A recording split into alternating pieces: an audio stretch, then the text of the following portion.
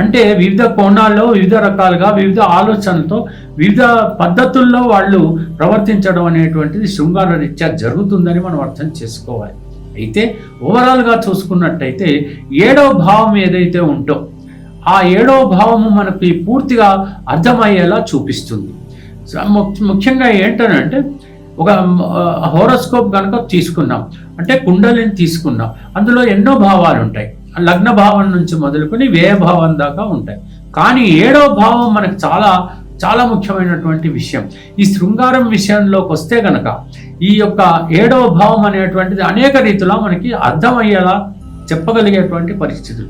అక్కడ ఏ గ్రహం ఉంది అనేటువంటి విషయం మనం అర్థం చేసుకోవాలి. ఆ గ్రహనాథుడు ఎక్కడున్నాడు అనేటువంటి విషయం కూడా మనం అర్థమైపోతుంది. ఆ తర్వాత ఆ నాథుని యొక్క ప్రవర్తన ఎలాగుంటుంది, ఆయన ఉన్నటువంటి భావం ఏంటి, ఆ భావాన్ని బట్టి అవన్నీ కూడా మనకి అర్థమయ్యేటువంటి పరిస్థితులు మనకు ఉంటాయి. ఇకపోతే మరి అంగాలు, పురుషాంగాలు కానీ స్త్రీ అంగాలు కానీ ఇవన్నీ కూడా నక్షత్ర రీత్యా మనకి అర్థమైపోతుంది. నక్షత్రాలు ఒక్కొక్క వ్యక్తికి ఒక్కొక్క నక్షత్రం అనేటువంటి ఉంటుంది. ఆ నక్షత్ర రీత్యా కూడా మన మర్మాంగ అవయవాల గురించి మనకు అర్థమయ్యేటువంటి పరిస్థితి ఏర్పడుతుంది. ఈ రకంగా అనేక రీతిలో మనం గనక చూసినట్టయితే శృంగార జ్యోతిష్యంలో అనేక విషయాలు మనకు తెలుస్తాయి. ఇవి ఒక వ్యక్తికి ఇది ఇంతే, ఇలాగే ఉంటుంది, ఇలాగే సాగుతుంది అని చెప్పటానికి వీల్లేదు.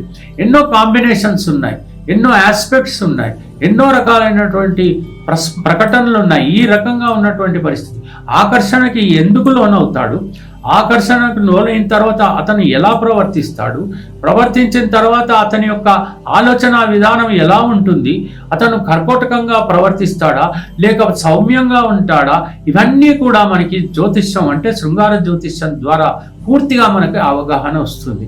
కాబట్టి ఎప్పుడైనప్పటికీ కూడా ఒకవేళ వివాహం చేసుకోవాలి అని అనుకున్నప్పుడు లేదా ఎవరినైనా ప్రేమించాలి అని అనుకున్నప్పుడు అతని జాతకాన్ని కనుక మనం పరిశీలించినట్టయితే తప్పకుండా అతని యొక్క విధి విధానాలు ఎలా ఉంటాయి, శృంగారంలో అతని నైపుణ్యత ఏమిటి, అతనిలో ఉన్నటువంటి లోపాలు ఏమిటి, ఇవన్నీ కూడా మనకు అర్థం అవుతాయి.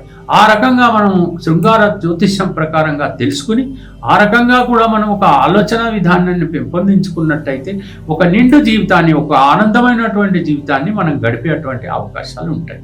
ఈ రకంగా మీరు తెలుసుకోవడానికి ప్రయత్నించండి. సెలవు.